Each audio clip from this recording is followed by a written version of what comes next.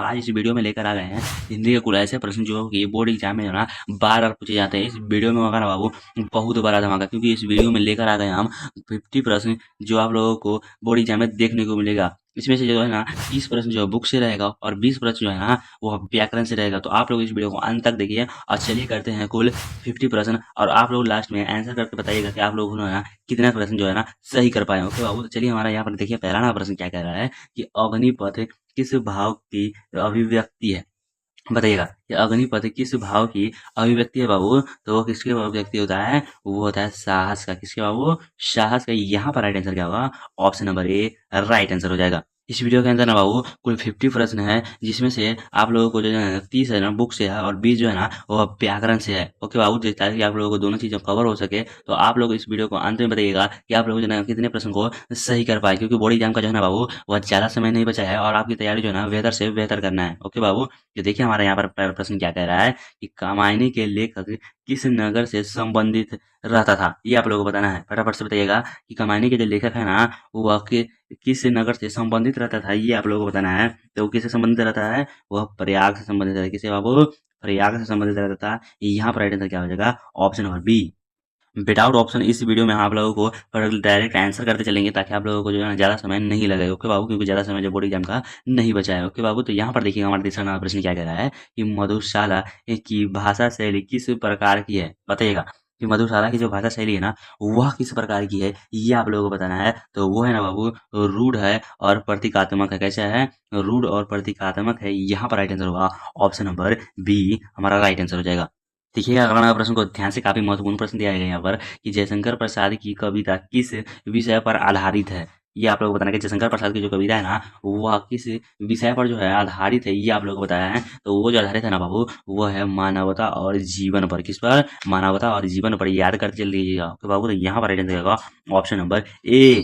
आप और कलम और कॉपी लेकर बैठिएगा, ताकि आप लोगों को जो प्रश्न नहीं आता है ना उसको आप नोट करते चलिएगा। ओके बाबू, उसको आप नोट करते चलिएगा, और जो प्रश्न आप लोगों को आता है ना उसका आंसर जो ना पहले करने का प्रयास कीजिए। ओके बाबू, तो यहाँ पर देखिए हमारा प्रश्न क्या कह रहा है कि नीलकमल किस वर्ष प्रकाशित हुआ। क्या बाबू कि नीलकमल जो है ना वह किस वर्ष प्रकाशित हुआ था। तो ये तो सभी लोगों को पता होगा किस वर्ष। तो वो प्रकाशित हुआ था बाबू 1909 में। तो प्रकाशित हुआ बाबू 1909 में प्रकाशित हुआ था। याद रखिएगा यहाँ पर राइट आंसर क्या होगा, option number B.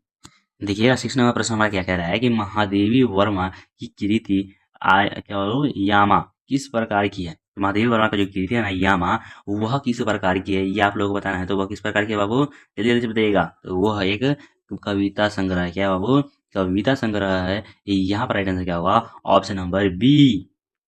Board exam का है ना बाबू ज़्यादा समय नहीं बचा है, तो आप लोग तैयारी जो है ना बेहतर से बेहतर तरीका से कीजिएगा। ओके बाबू, ताकि आप लोगों को बोर्ड एग्जाम में जो है ना जैसे मार्क्स आ सके। ओके बाबू, तो यहाँ पर देखिए हमारा सारा प्रश्न क्या कह रहा है कि सूर्यकांत त्रिपाठी निराला का काव्य किस प्रकार का है। कि सूर्यकांत त्रिपाठी निराला का जो काव्य है ना वह किस प्रकार का है, ये आप लोग बताना है। तो वह किस प्रकार का है, तो वह है गीतात्मक। कैसा है बाबू, गीतात्मक है। याद रखिएगा, नोट कर लीजिएगा। ओके बाबू, तो यहाँ पर राइट आंसर क्या हो जाएगा, ऑप्शन नंबर ए। देखिएगा अगला ना प्रश्न को ध्यान से कि गोदान क्या बाबू कि गोदान का मुख्य पात्र होड़ी किसके लिए प्रतीक है। किसके प्रतीक है, किसका प्रतीक है, ये आप लोगों को बताना है। जो गोदान का जो मुख्य पात्र होड़ी है ना वह किसका प्रतीक है, ये आप लोगों को बताना है। तो फटाफट से बताइएगा किसका प्रतीक है।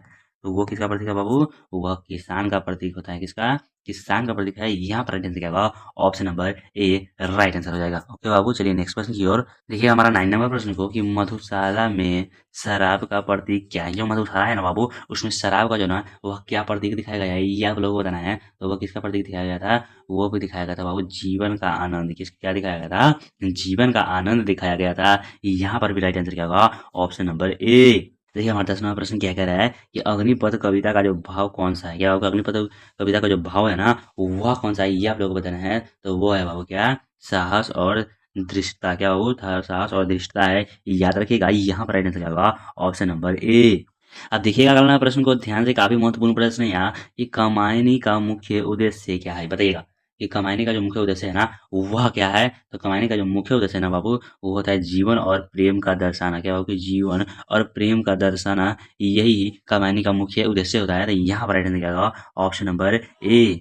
सारे प्रश्न को ध्यान से करते चलिएगा। सारे प्रश्न जो है ना वो बोर्ड लेवल प्रश्न है, बुक का निचोड़ प्रश्न इस वीडियो के अंदर लेकर आ गए हैं ताकि आप लोगों को बोर्ड एग्जाम में ना कोई भी प्रकार की समस्या परेशानी जो है नहीं है। ओके बाबू, तो यहाँ पर देखिए हमारा 12वां प्रश्न क्या कह रहा है कि महादेवी वर्मा किस क्षेत्र में प्रमुख योगदान माना जाता है। क्या होगा, महादेवी वर्मा का जो है ना किस क्षेत्र में महान योगदान माना जाता है, ये आप लोगों को प्रमुख योगदान माना जाता है, ये आप लोगों को बताना है।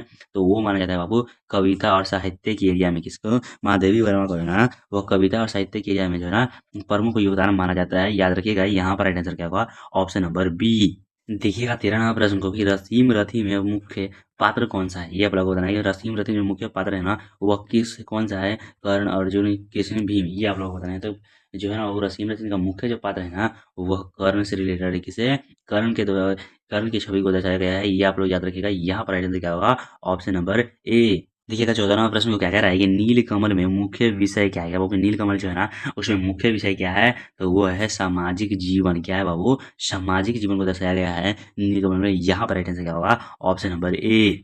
देखिएगा 15 नंबर प्रश्न को, काफी महत्वपूर्ण प्रश्न है यहाँ पर कि मधुशाला किस शैली में रचित है। ये आप लोग बताना है कि मधुशाला जो है ना वो किस शैली में रचित है, बताइएगा किस शैली में रचित है। तो वो है पग में। किसमें बाबू, पग में है। यहाँ पर राइट आंसर क्या हो जाएगा, ऑप्शन नंबर बी। यहाँ पर देखिए हमारा 16वां प्रश्न क्या कह रहा है कि गोदान में होरी की पत्नी का नाम क्या है, बताइएगा कि गोदान में जो है ना होरी की पत्नी का नाम क्या है, बताइएगा। तो गोदान में जो होरी का पत्नी का नाम है ना बाबू वह क्या है, वह धनिया है। किसका है, धनिया है। याद रखिएगा यहाँ पर राइट आंसर क्या होगा, ऑप्शन नंबर ए। देखिएगा हमारा 17वां प्रश्न को ध्यान से कि मधुशाला किस प्रकार की कविता है, बताइएगा फटाफट से कि मधुशाला किस प्रकार की कविता है। ये बताना है बाबू आप लोगों को कि मधुशाला किस प्रकार की कविता है। तो वो एक पग कविता है। कैसा बाबू, पग कविता है। याद रखिएगा यहाँ पर राइट आंसर होगा ऑप्शन नंबर सी। 18वां प्रश्न देखिए आपका क्या कह रहा है कि अग्निपथ कविता में मुख्य संदेश क्या है, कि जो अग्निपथ कविता है ना उसमें क्या संदेश दिया गया है, ये आप लोगों को बताना है। तो वो दिया गया था किसी संदेश बाबू, वह साहस और संघर्ष का संदेश दिया गया है। किसका, साहस और संघर्ष का संदेश दिया गया है। याद रखिएगा यहाँ पर राइट आंसर क्या होगा, ऑप्शन नंबर बी। इस वीडियो के अंदर ना बाबू आप लोगों को 30% जो है ना वो बुक से रहेगा और 20% जो है ना व्याकरण से रहेगा, ताकि आप लोगों को बोर्ड एग्जाम में जो है ना किसी प्रकार की समस्या नहीं आए। तो आप लोग इस वीडियो को अंत तक देखिए और वीडियो को लाइक कर दीजिए, चैनल को सब्सक्राइब कर दीजिए, ताकि आप लोगों को जो है एग्जाम की पूरी सारी तैयारी जो है ना इस चैनल के माध्यम से जो है ना वो बेहतर तरीका से हो सके। यहाँ पर देखिए हमारा प्रश्न क्या कह रहा है कि जयशंकर क्या हो, कि जयशंकर प्रसाद का जन्म वर्ष क्या है। कि जयशंकर प्रसाद का जो जन्म हुआ था ना वह कब हुआ था, तो उनका जो जन्म हुआ था ना बाबू वो हुआ था 1889 में। कब हुआ था बाबू, 1889 में हुआ था। यहाँ पर राइट आंसर क्या हो जाएगा, ऑप्शन नंबर ए। देखिए हमारा 20वां प्रश्न क्या कह रहा है कि महादेवी वर्मा का मुख्य काव्य कृति कौन सी है। क्या बाबू बताइएगा कि महादेवी वर्मा का जो मुख्य काव्य कृति है वह कौन सा है, तो वो है यामा। कौन है बाबू, यामा है। याद रखिएगा कौन है, यामा। यहाँ पर राइट आंसर क्या होगा, ऑप्शन नंबर ए। काफी महत्वपूर्ण प्रश्न है, इसको नोट करते चलिएगा बाबू। सारे प्रश्न को नोट करते चलिएगा क्योंकि सारे प्रश्न जो है ना बाबू वो बोर्ड लेवल प्रश्न है। बुक का निचोड़ प्रश्न आप लोगों को लेके इस वीडियो में लेकर आ रहे हैं ताकि आप लोगों को बोर्ड एग्जाम में समस्या जो है नहीं आए। तो बाबू क्योंकि बोर्ड एग्जाम का जो है ज़्यादा समय नहीं बचा है और आप लोगों की तैयारी जो है ना बेहतर से बेहतर तरीका से करना है। तो यहाँ पर देखिए हमारा प्रश्न क्या कह रहा है कि रसीम रथी किस महाकाव्य से प्रेरित है। ये आप लोग बताना कि रसीम रथी किस महाकाव्य से जो ना वो प्रेरित है, ये आप लोग बताना है। तो वो किससे प्रेरित है बाबू, तो वो है महाभारत से। किसे है, महाभारत से है। ओके बाबू, तो यहाँ पर राइट आंसर क्या आ जाएगा, ऑप्शन नंबर ए। क्या होगा, नीलकमल के लेखक कौन है, ये आप लोग बताना। तो नीलकमल के जो लेखक हैं ये तो सभी लोग को बताया वो कौन है, रविंद्रनाथ टैगोर जी। कौन ये, रविंद्रनाथ टैगोर है। यहाँ पर राइट आंसर क्या होगा, ऑप्शन नंबर ए। देखिएगा 23 नंबर प्रश्न को ध्यान से कि सूर्यकांत त्रिपाठी निराला की कविता शैली क्या है। सूर्यकांत त्रिपाठी निराला की जो निराला की जो है ना कविता शैली क्या है, आप लोगों को बताएं अभी जल्दी। तो आप लोगों को बताना है कि कौन है बाबू, कि सूर्यकांत त्रिपाठी निराला का जो कविता शैली है वह क्या है बाबू, तो वो एक छायावादी है। क्या है बाबू, छायावादी है। यहाँ पर राइट आंसर क्या हो जाएगा, ऑप्शन नंबर ए। देखिए अगला नंबर प्रश्न को ध्यान से कि मधुशाला का प्रतीकात्मक अर्थ क्या है, कि मधुशाला का जो प्रतीकात्मक अर्थ क्या है, बताइएगा क्या है बाबू। मधुशाला का जो प्रतीकात्मक अर्थ है ना बाबू वो है जीवन। क्या है बाबू, जीवन है। याद रखिएगा यहाँ पर राइट आंसर क्या आ जाएगा, option number A.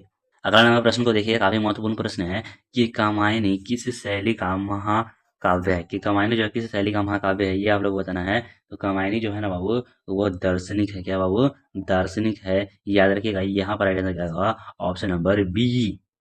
Without option इस वीडियो के अंदर हम आप लोगों को डायरेक्ट आंसर करते चल रहे हैं, ताकि आप लोगों को ज़्यादा समय जो है ना वह नहीं लगे, क्योंकि बोर्ड एग्जाम का ना बाबू वह ज़्यादा समय नहीं बचाया। ओके बाबू, तो बोर्ड एग्जाम का ज़्यादा समय नहीं बचाया, तो आप लोगों को फटाफट से डायरेक्ट आंसर करते चलना है। तो यहाँ पर देखिए हमारा 26 नंबर प्रश्न क्या कह रहा है कि गोदान का लेखक कौन है। क्या बाबू, कि गोदान का जो लेखक है ना वह कौन है। तो गोदान तो किसका लिखा हुआ है बाबू, वह प्रेमचंद जी का लिखा है। किसका, प्रेमचंद जी का लिखा है, ये आप लोगों को पता होगा। तो यहाँ पर आंसर होगा ऑप्शन नंबर बी।